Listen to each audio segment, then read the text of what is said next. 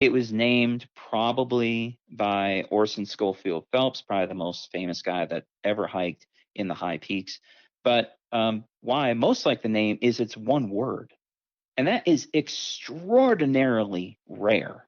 So in all of High Peaks Wilderness Area, I think we only have two one-word toponyms. Gothics would be one, of course, and the other is Sawteeth.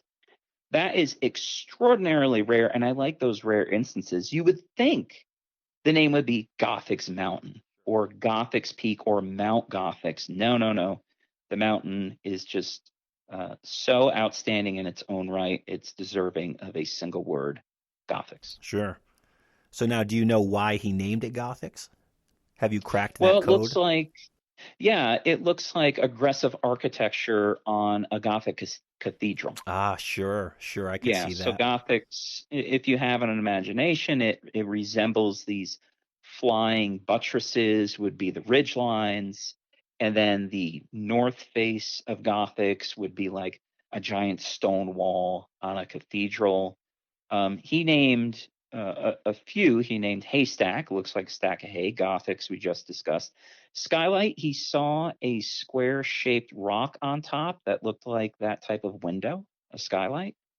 And Saddleback and Basin are pretty straightforward. Saddleback kind of looks like a saddle on a horse when viewed from afar, and Hmm. Basin has a basin on the side. A lot of, actually, now that I think of it, quite a few descriptive names in the high peaks. You don't see that high concentration of descriptive names anywhere else in the park. Okay. So now, so that information? How did you find that? So, like, or even take any name that you found. What's an Hmm. example of, like, you talked to this person, or you looked up in this book, you found this little bit of information, and it gave you that? How did you do some of your research, or like how did some research come about? Right. Well, the high peaks, that was low hanging fruit. There were, at least when it came to the mountains. Okay, so all the high peaks, there were already books written about the history of the mountains. Now, these were not pure place name books. They were just in general discussing Hmm. guides or discussing Verplank Colvin the surveyor or discussing the logging era, and you get these tidbits for the peaks. The real work begins when you get below 4,000 feet. That's when it becomes When there are no very books. difficult. Yeah, because people just don't know. I mean, a good example is if you want to find out why Mount Marcy is called Mount Marcy, just go to Wikipedia. It's right there, staring you in the face, very easy. You just found out in 1 minute. Sure. But then when you get these smaller mountains, you get down to the ponds and the lakes and the streams. Good luck finding why these things are named so. So I do my place name research using two sources. The first source I always go to are maps. So maps are going to reveal a couple critical pieces of information. One is, what was this thing called before it had its current name? Because we have had a lot of name changes over the years. Okay, well, that's at least interesting history, but also it's going to start building a timeline. So let's say I've got Morgan Mountain in the Adirondacks, and I think it's named for the former New York State governor of the last name Morgan. Well, if it was named 30 years before he was governor, all right, this timeline is not adding up, so I can eliminate that hypothesis. So maps are cool because they start building a timeline. Really, the only step after that, you just have to read every single book of consequence of the area that you're examining. So when I decoded Albany's 800 street names, I read every single book about Albany. Any good history book of consequence, there were probably 40 of them, and I bought them all and just put a lot of post-it notes in, do a lot of pencil underlining to see, well, this guy's last name is Ten Eyck. Oh, what? Oh, look, he had a mansion 2 blocks from Ten Eyck Avenue. Can't be a coincidence. And I could take a similar approach in the mountains. What's especially valuable in the mountains are reports of surveyors.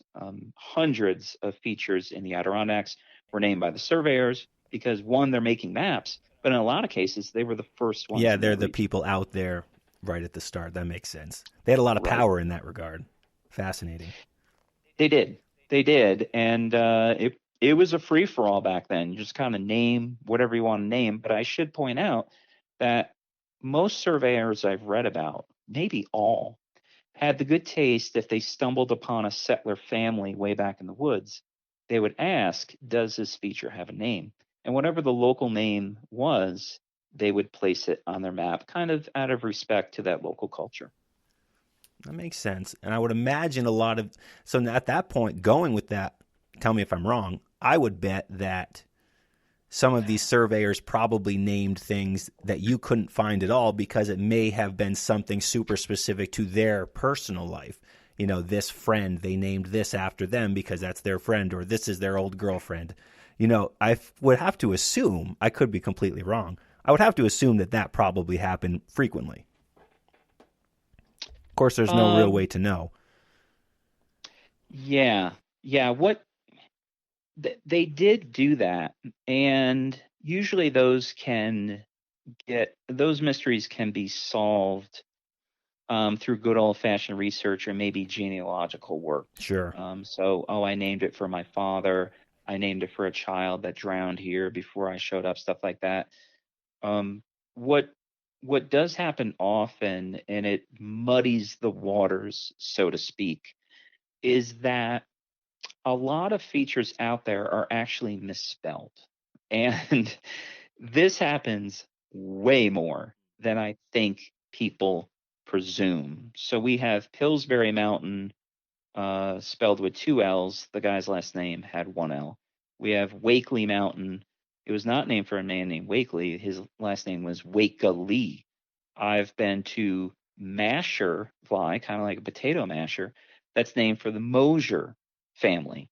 And then Connery Pond at the base of Whiteface was originally called Conway Pond. And this is what they call name corruptions. So name corruptions came about in two ways. One, just remember that style of writing, you know, like the Bill of Rights and the Constitution. They use this quill, and it's that dramatic flowing style of writing where you're like, is that a W or a U? Or is that two L's or a W? I don't know. I'll just name it whatever I think it is on the map.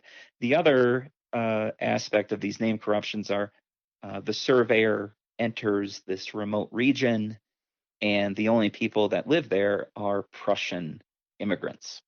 And he says, well, what is this called? Do you guys have a name for that mountain over there? And they tell him, and he can't make heads or tails of what they just said to him. You know, it's this strange accent. You know, this guy's from England, but these people are from Prussia. And so he's kind of making a guess. But it's very interesting. We do have quite a few features on maps that are spelled incorrectly. Got it. Got it. Fascinating. So if you guys are interested in learning more about the names for the High Peaks Wilderness area, that book is Among the Cloud Splitters, and I'll put links underneath the show to where you can buy all of these books. Now, there's another book you put out recently that you didn't quite write with words, but you wrote with pictures, The Color Remote, it's called. Tell me about that.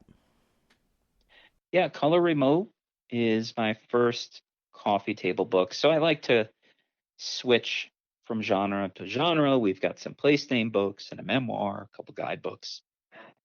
And one of the reasons Color Remote came out, I was fresh off of writing Cradle of the Union, where I decoded Albany's 800 street names.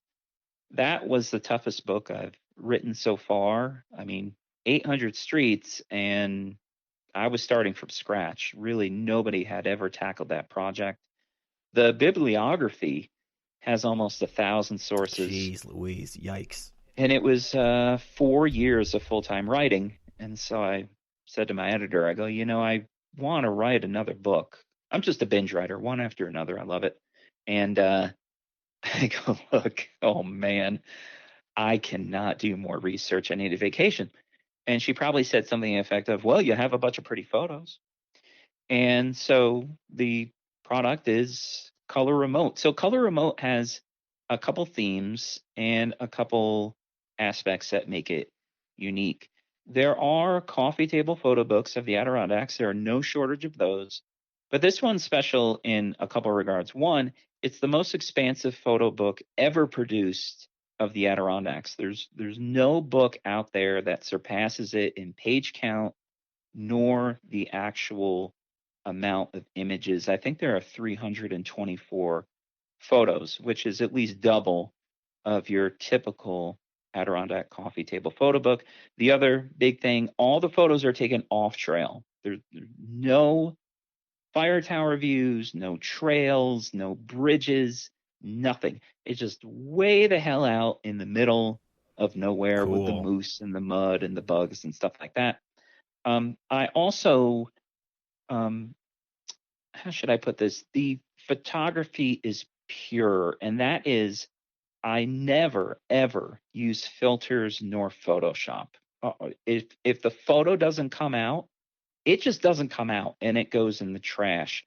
I don't like to go in and edit photos. So what you have, and of course I am biased towards my own work, it's a photo book that truly portrays what the Adirondacks look like. Sure. It actually looks like you take the picture of it, you're not changing anything. So that is legitimately what it looks like out there when you're out there or looking at the picture. I'm also not a fan of outdoors pictures that don't look like what it is out there. You'll see people, a lot of people like those shots of, the Milky Way in the sky and whatnot, and with the stars, or, there's billions of stars in the sky. I can't stand it because it's not what it looks like out there. And, or you get, they'll sharpen the images, or they'll add this and add that. So I actually, as a simplistic person, I appreciate you not editing the photos and making it look exactly like what it looks like outside. Well, it's very comforting to hear that, because I really I feel like I'm alone in that, but that is my thoughts. I was just gonna say, I think I'm the only person who just likes a regular photo, because it's interesting. I'm on Instagram, I share my photos there, and boy, often is the word. I often see photos and I look at them, especially of the Adirondacks, and I go, man, I don't know. I've been hiking up there since 1985. I have never, ever seen a sunset like that, or I've never seen purple snow.